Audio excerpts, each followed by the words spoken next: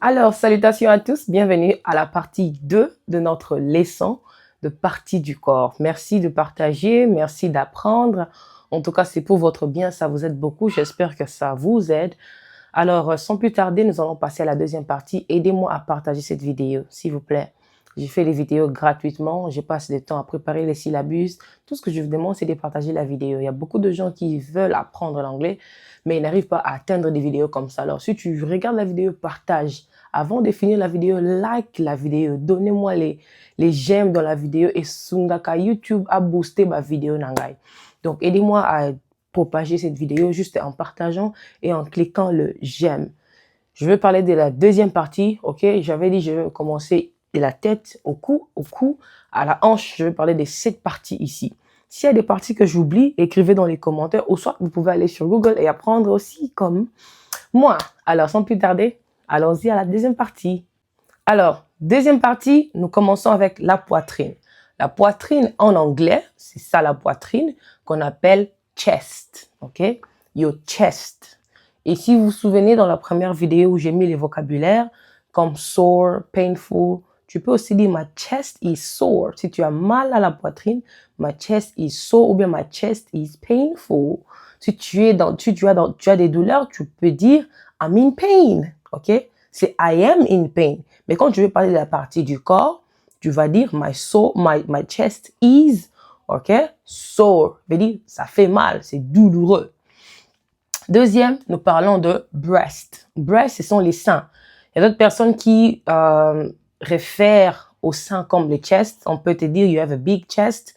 Veut dire tu as une grande poitrine, une grosse poitrine. Si you have a small chest, tu as une petite poitrine, ok? Donc, breast, c'est le sein. Quand tu es une maman, tu accouches à l'hôpital, les femmes sages vont te dire, ou les infirmières, ok, de donner ton breast à l'enfant. On appelle le breast milk, ok?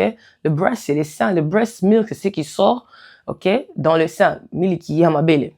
Alright? Donc, breast, moko, breasts, le pluriel. Il faut bien prononcer. Breast, moko, breasts, deux. Nipple, ce sont les mamellons. Ok, les mamellons en lingala qu'on appelle mbumalibele. Ce sont les mamellons quand les bébés sucent les seins et sucent les nipples. Alright? Nipple, ok? Nipple, c'est un. Nipples, c'est deux. Ok? Toute personne, même les hommes, ont aussi des nipples. Ce n'est pas seulement les femmes. Alors, troisième partie, nous voyons stomach, belly and tummy. Ce sont les trois mots qu'on utilise pour le ventre. Alright? On peut te dire big stomach, big belly ou big tummy. C'est la même chose. Une chose que je veux que vous puissiez savoir, le stomach, ok, peut aussi être l'estomac. Le stomach peut aussi être les ventres. Alors, quand tu iras à l'hôpital, devant un docteur, il faut apprendre à bien parler pour ne pas qu'on te donne le médicament de l'estomac pour les ventres. Fais très attention. Alors, je donne toujours les options pour que si tu ne veux pas confondre les choses, quand le ventre fait mal, tu peux dire « my belly hurts » au lieu de dire « my stomach hurts ». Il y a d'autres personnes qui vont comprendre « stomach ». Surtout, il faut parler avec les gestes. J'insiste, quand tu parles anglais, parle avec tes mains, parle avec ta figure. « My stomach hurts ». Tu fais ça, le docteur comprend la main là est dans le ventre. Mais quand tu dis l'estomac, la main monte ici. Je ne sais pas si l'estomac c'est quelque part, ça doit être quelque part ici. Voilà un peu. Donc, parler avec le geste pour ne pas tomber dans des problèmes. Parce qu'on peut savoir qui c'est l'iboumou pour l'estomac et qui c'est l'estomac pour l'iboumou. Ça va te créer des problèmes. Alors, faites attention. OK? Donc, pour le ventre, tu as trois mots. Tu peux dire stomach, belly ou bien tummy. OK? Le quatrième, nous avons navel. OK? Navel. Navel veut dire le nombril. Nous avons navel or belly button. La plupart des gens utilisent belly button, ce qui n'est pas mauvais, c'est plus commun ou common. Mais il y a une autre personne qui te dira, take this cream and apply it on your navel. Hein? Navel? Azoloba, zwa kisi wana crème wana appliquer wana mutolo na yo dans ton nombril. Alors il faut toujours savoir, quand tu googles un mot sur internet, regarde d'autres synonymes. J'ai dit toujours à mes étudiants, quand tu regardes un mot, regarde les synonymes parce qu'un mot en anglais peut avoir beaucoup de synonymes et tu vas les utiliser dans plusieurs contextes. So it's very important que tu puisses connaître toutes les parties et s'il y a deux mots pour les parties comme le ventre à trois mots. OK? le nombril a deux, ok? Le navel et belly button, mutolo, alright? Pour ceux qui vont accoucher les garçons, je pense pour tout, même pour les filles, on va couper leur nombril, ok? Si on te dit à l'hôpital que tu viens d'accoucher, we're going to cut your baby's belly button or navel, tu sais déjà que ils ont mutolo.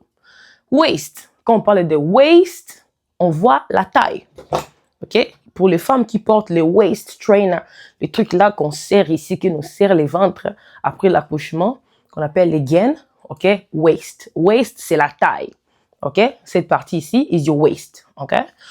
Et puis, à part le waist, nous avons les hips. Hips, c'est les bassins, alright? Your hip and your waist. Hip est un assez, waist est un l'écolo, la taille, ok? Il faut différencier les deux. Après, nous avons les arms. Là où je n'ai pas mis de S, ok, ça veut dire qu'il n'y a qu'une partie, ok? Nous n'avons pas des tailles, je ne pense pas, c'est juste circonférence, si je ne me trompe pas. Si je me trompe, corrigez-moi, ok? Après, nous avons les arms. Arm, c'est le bras, ok? Arm, this is my arm. Les deux, ça devient arms. This is my arm. These are my arms, ok? Arms, arms, ok? Après, nous avons les forearms. Forearm, c'est l'avant-bras. Fore veut dire avant, ok? Quand on parlait de forearm, on voit cette partie ici. Quand on va te piquer la piqûre, on vient toujours piquer dans les forearms, ok? J'ai oublié, dans le forearm, il y a aussi le veine. On cherche souvent les veines dans le bras. Veins, ok? Le veine en français, en anglais, veins, ok? Veins au pluriel, moko esa vein, alright? Bien pour la prononciation, ok? Donc, nous avons le forearm et puis nous avons le arm. Arm, arms, parce que c'est les pluriels. Nous avons ce qu'on appelle skin, la peau. La peau en anglais, skin. Quand on te dit tu as une belle peau comme moi, you have a beautiful skin, ok? C'est la peau. Skin. Skin, ok? Skin. Hairy. Quand une personne est hairy, c'est une personne qui est velue. Ok? Veut dire tu as beaucoup de cheveux. Tu peux être hairy ici, tu peux être une personne qui a beaucoup de cheveux. Moi, j'ai pas beaucoup de cheveux ici, malheureusement. I'm not hairy like that. C'est juste que j'ai pas de cheveux ici devant qu'on appelle les edges, ok? Edges. I don't have any edges. Mais je prie que mes edges grandissent. Si tu as une solution, faut m'écrire là-bas, il faut appliquer ça, parce que j'ai fait toutes les solutions, ça ne marche pas, oh. Ok? Donc, quand une personne est hairy, il a beaucoup de cheveux ou elle a beaucoup de cheveux. Ou bien poilu aussi, hein? Une personne qui a beaucoup de poils est very hairy. Hand. This is my hand, ok? This is my hand and these are my hands, ok? This is my hand, these are my hands, ok? J'ai mis S parce que nous avons deux mains, c'est au pluriel, ça peut aussi être au pluriel. Ok, nous continuons. Dans des hands, nous avons palm of hand. Quand on parle de palm of hand, vous voyez, c'est au singulier. On parle d'une paume de main. Palm, palm, ok? Palm of hand. Quand nous arrivons au pluriel, on ajoute les S ici. Ça devient palms of hands. Ça change. Palm of hand, si c'est une. Palm of hands, ok? Si c'est deux, au pluriel. J'espère que vous avez compris. Le paume de main. La paume et les paumes. Et puis, nous avons les fingers. OK? Finger, c'est les doigts. This is your finger. Quand ça devient au pluriel, fingers. OK? C'est parce que c'est au pluriel. Fingers. Et puis, à part les fingers, OK? Fingers, ce sont les doigts. OK? Pluriel. Finger and fingers. Et puis, nous avons fingernail. Fingernail, c'est les ongles du doigt. Fingernail, quand je dis fingernail, je parle d'une ongle. Quand je dis fingernails, ok? Fingernails, je parle de tous les ongles de mes doigts. Ok? Fingernail, is a moko. Fingernails, is a ebele. Quand tu vas au salon, tu vas faire tes fingernails. Ok? Parce que les orteils aussi ont un nom. Il faut bien distinguer quand vous êtes là, dans la communauté ou dans des salons. Et puis, nous avons elbow. Elbow. Voici le elbow. Coude. C'est un elbow. OK? Elbow. Si c'est deux, parce que nous avons deux elbows, nous n'avons pas qu'une. Elbows. Elbows. These are my elbows. This is my elbow. These are my elbows. Bicep. Quand on parle de bicep, on voit ça, cette partie ici. OK? Le bicep. Bicep. Quand on parle de tricep, le tricep. This is your tricep. C'est derrière. Le biceps, c'est ici. Le triceps, c'est ici. Pour ceux qui, comme nous qui vont à la gym, nous soulevons un peu de poids. Nous faisons la musculation. Nous travaillons nos biceps et nos triceps. Bicep and tricep. OK? Si c'est les deux, biceps. Si c'est les deux, triceps, triceps. All right? Wrist. OK? Wrist. Wrist. Tu peux répéter? Wrist. Le poignet. OK? We wear our watch on our wrist. To la tara montre na poignet na biso. OK? Wrist. Cette partie ici qu'on appelle wrist. Après le wrist, nous avons ce qu'on appelle le derrière. Le derrière d'une personne ou les fesses. Il y a 4 mots pour les derrière. Nous avons butt. Nous avons behind. On appelle ça behind parce que c'est derrière. Nous avons aussi bum pour certains. En Afrique du Sud, on dit souvent le bum. Je ne sais pas si en Amérique, on dit bum. Et nous avons les buttock. OK? Pour ceux qui font des BBL, c'est les Brazilian butt lift. All right? Donc, pour le derrière, tu peux entendre butt, behind, bum ou buttock. Cela veut dire derrière. All right? Knuckles. Quand on parle de knuckles, ce sont les jointures. OK? Moi, surtout, je gogo. Tu utilises souvent les knuckles. OK? Quand tu veux frapper la porte, on n'utilise pas nos mains, on utilise nos jointures. OK? So, le knuckles, c'est 102 jointures. Knuckles. OK? Knuckle, knuckles, parce que c'est plusieurs. Et puis, nous avons back. Les dos en anglais, c'est back. OK? Une personne peut te dire, talk to my back. Stay behind my back. Derrière mon dos. OK? Back. Et dans les backs, nous avons backbone. Quand on parle de backbone, on voit la colonne vertébrale. OK? Backbone. Un homme peut dire à une femme, you are my backbone. Donc, tu es ma colonne vertébrale. Eh, frère, faut pas mentir, hein? Backbone, c'est la colonne vertébrale. Alors, nous allons vers la fin. À part le backbone, nous avons le pore. OK? Pore, tu vois, dans la peau, il y a des petits trous là qui se trouvent dans la peau. On les appelle les pores. Au pluriel, pores, parce qu'il y a plusieurs pores. Ce sont des petits trous là où quand tu mets la lotion, ça entre là-bas. Quand tu transpires, ça sort. All right? Les pores. Et à part les pores, nous avons les armpits. Armpits, ce sont les aisselles. Les aisselles. C'est ma peka. OK? Your armpits. Armpits. C'est ma peka, les aisselles. À part le armpit, nous avons le underarm. On peut appeler armpit ou soit underarm parce que c'est under, ils en ont C, ok, c'est sous le bras. On l'appelle underarm ou soit armpit. Une personne peut te dire, you have dark underarm. Donc, dark, alright? Et nous avons aussi, à part le hair, nous avons forehead. J'ai oublié de mentionner le forehead, c'est les mbunzu qu'on appelle en lingala. Mbunzu, forehead, le front en français. Le front. Tu as un gros front, you have a big forehead. OK? Et puis, à part ça, nous avons les hair. This is my hair. OK? My hair. Tu peux avoir les hair ici, tu peux avoir les hair partout. Alright? Donc, il faut savoir quoi dire. Alors, pour les parties du milieu, on s'arrête là. C'est fini ici. Je vous donne quelques vocabulaires comme toujours. Comment vous allez utiliser ça? Alors, to do. Quand je dis to do, ici, je parle de faire. OK? I'm going to do my hair. OK? Je vais me faire des tresses. Je vais tresser mes cheveux. I'm going to do my hair. Je vais faire mes cheveux. Je peux encore dire quoi? To wear. Quand on parle de to wear, c'est le verbe porter. OK? I'm wearing, je suis en train de porter, I'm wearing my watch on my wrist. OK? Je ne porte pas ma montre chaque jour, mais maintenant, I'm wearing my watch on my wrist parce que l'action est temporaire. Dès que j'enlève ça, je ne peux plus dire I'm wearing. OK? Mais si je porte ma montre chaque jour, là, je vais conjuguer dans les présents simples. Je vais dire I wear my watch every day or all the time. Mais quand je porte pour l'instant, je vais dire I'm wearing my watch. So, I'm wearing my watch on my wrist. Or we wear, on porte souvent, we wear our watches on our wrist. Alright? Troisième, wash, laver. I'm going to wash my hair. Okay? I can wash my hair. I can wash my hands.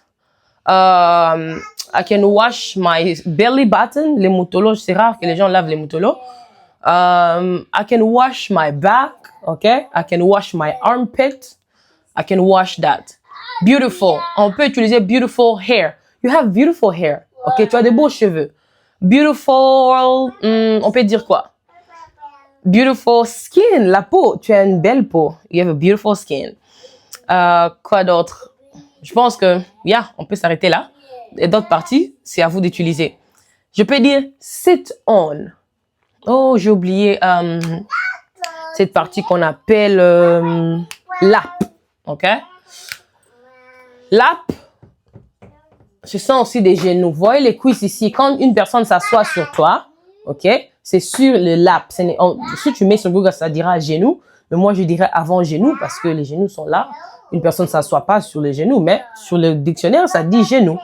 Alors, quand quelqu'un veut s'asseoir ou un enfant, tu portes un enfant, OK? Tu vas dire blessing, sit on my lap. OK? Si tu portes ta femme, elle va s'asseoir sur tes cuisses.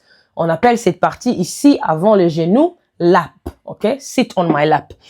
À part ça, je peux aussi utiliser to use. To use veut dire utiliser. Je peux dire use your hands. Utilise tes mains. Use your hands. Je peux encore dire quoi? Use your fingers. Utilise tes doigts. Je peux aussi dire use the palm of your hand. Utilise les palmes de tes mains pour porter. OK? I can say a lot of things. Le dernier, lift. Quand on parle de lift, c'est soulever. OK? Use your hand to lift the baby. Utilise tes mains pour soulever les bébés ou pour porter, c'est carry. OK? Lift, c'est soulever. OK? Je peux aussi utiliser carry. OK? Pour dire que use your hand to carry the baby. Je peux dire lift your arm. Soulève ton bras. Lift your arm. OK? Alors, dans les vocabulaires, nous allons ajouter sore. N'oubliez pas sore. OK? On peut aussi utiliser broke. Broke. Je peux dire my stomach is sore. Mon ventre fait mal. My stomach is sore. Je peux aussi dire my belly is sore. OK? Je peux aussi dire arm. I broke my arm. OK? C'est un exemple, ça ne va arriver à personne. Arm, c'est le bras. J'ai cassé les bras. I broke my arm. Tu peux aussi dire my hands are sore. Mes mains font mal. OK? My hands are sore. My fingers are sore. Il y a une personne qui peut aussi casser son fingers. OK? Le doigt. Si tu as cassé ton doigt, tu dis I broke my finger. OK? On peut encore utiliser quoi? Hurt. OK? My chest hurts. Ma poitrine fait mal. My chest hurts. OK? Hurts. Tu peux aussi dire my chest is painful. OK? It's painful. Mais la plupart des temps, utiliser hurt. C'est plus mieux. Tu peux aussi dire quoi? My butt. OK? Mon derrière fait mal. My butt hurts. OK? My elbow hurts. My back hurts. Mon dos fait mal. My back hurts. OK? Oh, my back is sore. Vous voyez, avec sore, on dit is. Avec hurt, je peux juste dire my back hurts. Si j'utilise sore, je vais dire my back is sore. OK? Si j'utilise painful, je vais dire my back is painful. Si j'utilise in pain, OK? J'ai des douleurs, je vais dire I'm in pain. Il faut savoir comment utiliser tous ces vocabulaires. Donc, ce sont des vocabulaires que vous pouvez utiliser pour cette partie du corps. Alors, je m'arrête ici. J'espère que ces séances sont en train de vous bénir et de vous bénéficier aussi. Alors, la troisième partie sera à partir de la hanche jusqu'aux orteils. Et la quatrième partie, nous allons parler des parties de l'intérieur du corps. Parce que c'est aussi des parties très sensibles. Alors, aide-moi à partager cette vidéo, likez la vidéo. Que le Seigneur vous bénisse. À la prochaine.